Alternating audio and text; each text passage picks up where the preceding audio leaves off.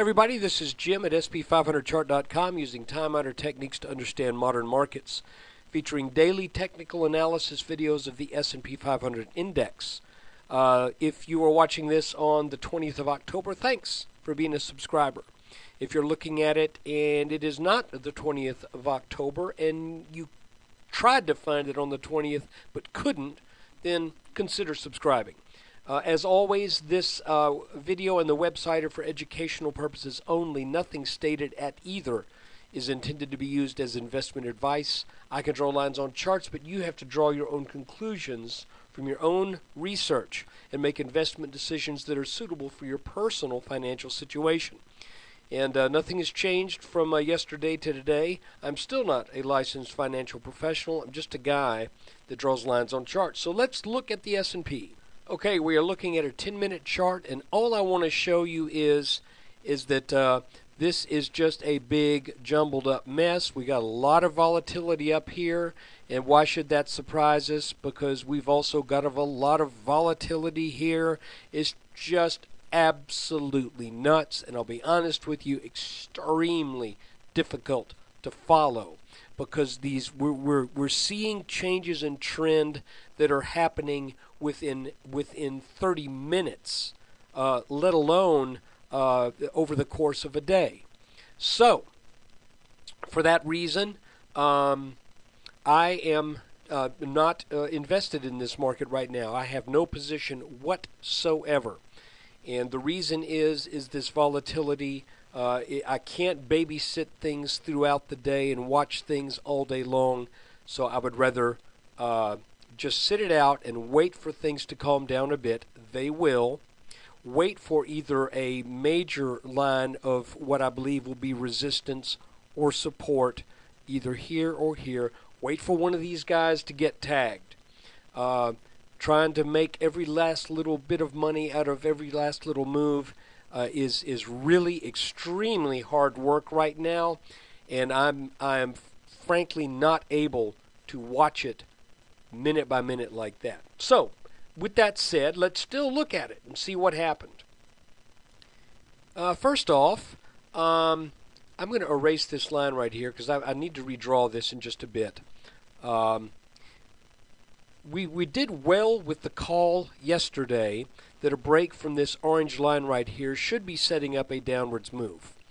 And yesterday, I mentioned that if we broke down below 1206, I thought we would head down to about 1192. Instead, we head down to 1197 and change. Did not make that 1192. Now, there was a trend line at that area that I thought we might get a test on, but with the bounce at 1197, I have rethought that line, and frankly, sometimes that happens. There's very little that can be done about it. Because the line had been drawn from underneath almost all of these little bottoms right here, and it was almost horizontal. But we bounced here today. Well, here we have what? 1, 2, 3 touches, and then we failed to make to come down to that line. Now tomorrow we may. I don't know. But today it appears as if the line maybe could be here. So I'm keeping it there for now. That's where we bounced, so that's the last data point we have for a low. So I'm willing to say that maybe what kept this from reaching down there was this rising trend line right here. In other words, maybe it kind of wanted to, but no, there was another thing at work, and that was this red rising trend line. So I'm going to keep this here for now, and we'll see what happens with that line tomorrow. It looked almost as if there was an inverse head and shoulders developing today. Again, there was a downward channel that hit that 1197 and change, call it roughly 1198-ish, and then it came up and took out this descending resistance line. Now this line was not on our chart yesterday because we didn't have this data point right here until this morning. And that's one of the things that's making this tough to do, is because we're getting changes of trends like a trend may last a day, and then it's done. Like from over here on the 18th, we go from 1192 to 40 points higher in a day. Then we come down and we reverse and give most of that back up. Really hard to get anything other than just a day trader look at the markets at this point. So anyway, this kind of looks like it could be an inverse head and shoulders, but then it also looks like it could be a little wedge coming up out of this that failed. So we just have to see what happens tomorrow. I think in many ways, for very short term, I think the market right now is kind of in limbo, because from this point here, I could see a move to retest the 1230s, or I could just as easily see a move back down to test 1200 or lower. If we broaden out a little bit and take a look at it on a 10-minute chart, then I could say, well, let's tell you what, let's take a look at it on a 30-minute chart. I could say all of this up here looks like the kind of whipsaw you get before you get a reversal. So, you know, it really is quite a mixed bag, and I apologize. I really wished that that we were dealing with something that wasn't quite so emotionally driven, wasn't so incredibly volatile, but we're not. So all I can offer at this point is be careful.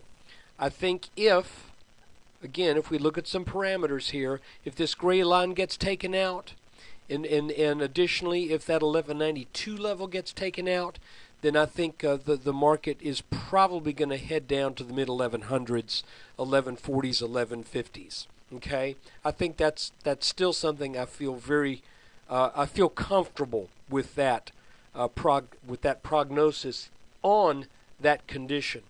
On the other hand, if we get above 1232, then I'd say we're probably going to head on up to 1274. So right now, though, this is looking toppy to me. I'm thinking the likelihood is the move down, because I believe that this orange line is a line that should get back tested. I believe this line is technically significant, because this was the high that was in place before we set that pretty significant low. And then we got that big leg up that took that line out. Just everything that I've seen tells me I'm expecting the market to come back to that line. Of course, my expectations don't always get met, and I'm sure yours don't either. But I'm willing to wait for that expectation before going long. So look, thanks for watching the video. Thanks for watching this video. And if you get a chance, stop by sp500chart.com. I may have just repeated myself. I kind of do these things live. I'll pause and bring up another graphic or whatever. So pardon me if I did. If you're watching this on the 20th, thanks for subscribing. If you had to wait until the 21st to see this video, then I hope you will consider subscribing. It's very affordable, less than a cup of coffee per day at a fast food restaurant, and you can get a daily S&P 500 chart update. Anyway, thanks for watching. Look for the week review that will come out over the weekend. It'll either be after the close on Friday or at some point over the weekend. Look for that. That is available to everybody, and I hope you did well today. Take care.